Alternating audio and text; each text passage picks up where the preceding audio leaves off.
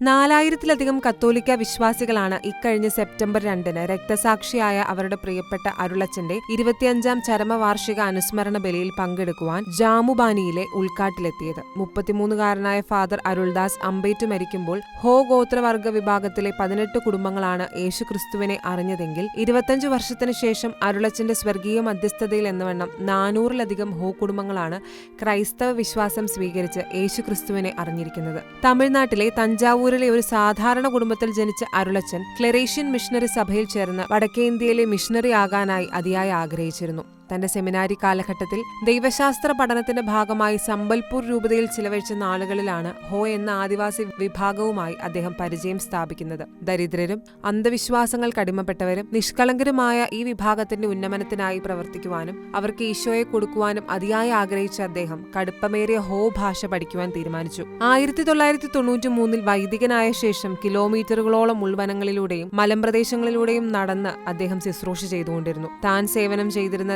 ലാവണ്യ ദൈപൂർ മിഷനിൽ കുട്ടികളോടൊപ്പം വനാതിർത്തിയിലിരുന്ന് ദൈവമേ, ഈ മലയ്ക്കപ്പുറം ഒരു പുതിയ മിഷൻ ആരംഭിക്കുവാൻ അനുവദിക്കണമേ എന്ന് അച്ഛൻ പ്രാർത്ഥിക്കുമായിരുന്നു. ആ പ്രാർത്ഥന സഫലമായി. വൈകാതെ മലയ്ക്കപ്പുറത്ത് ആനന്ദപുരത്തിനടുത്ത് 2 കുടുംബങ്ങൾ ഈശോയെ അറിഞ്ഞു. പിന്നീട് അത് 5ആയി. ആ ശ്രേഷ്ഠ മിഷണറിയുടെ ഉത്തരവാദിത്തങ്ങൾ വർദ്ധിച്ചു. കേവലം 2 വർഷം കൊണ്ട് 4 മിഷനുകളാണ് അരുളച്ചന്റെ നേതൃത്വത്തിൽ ഉടലെടുത്തത്.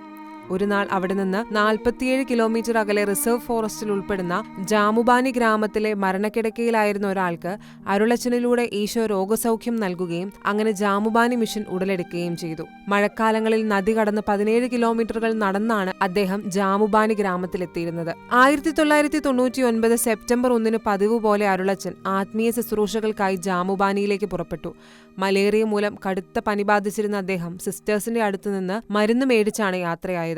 ജാമുബാനിയിലെത്തി വിശുദ്ധബലി അർപ്പിച്ച് അദ്ദേഹം സമീപത്തെ ഒരു കൊച്ചുകുടിലിൽ വിശ്രമിക്കുകയായിരുന്നു. രാത്രി അമ്പും വില്ലും വടിയുമായി വന്ന ഒരു കൂട്ടർ ഗ്രാമീണരെ ഉപദ്രവിക്കുകയും ഉറങ്ങിക്കിടന്ന അച്ഛനെ മർദ്ദിച്ച് അവശനാക്കി ആക്രമിക്കുകയും ചെയ്തു. 8 അമ്പായിരുന്നു ആ വിശുദ്ധ വൈദികന്റെ ശരീരത്തിൽ തറച്ചത്. പിതാവേ, അറിവില്ലാത്തവരാണ് എന്നോട് ഇങ്ങനെ ചെയ്യുന്നത്. അവരോട് പൊറുക്കണമേ. എന്റെ ആത്മാവിനെ ഒന്നും ചെയ്യാൻ അവർക്കാവില്ല. എന്റെ ജീവൻ ഇതാ പറന്നുയരുന്നു എന്ന പ്രാർത്ഥനയോടെ ആ വന്യ വൈദികൻ ദൈവസന്നിധിയിലേക്ക് യാത്രയായി. രക്തസാക്ഷികളുടെ ചുടുനിണമാണ് സഭയുടെ വളർച്ചയുടെ അടിസ്ഥാനം എന്നത് അന്വർത്ഥമാക്കുന്ന രീതിയിലായിരുന്നു പിന്നീട് അങ്ങോട്ട് ജാമുബാനിയിൽ ക്രൈസ്തവ വിശ്വാസം തഴച്ചു വളർന്നത്. ആ വിശ്വാസമാണ് രക്തസാക്ഷിയായി 25 വർഷങ്ങൾ പിന്നിട്ട അരുളച്ചന്റെ അനുസ്മരണത്തിന് 4000-ലധികം വിശ്വാസികളെ ജാമുബാനിയിലെ ഉൾവനത്തിലെത്തിച്ചത്.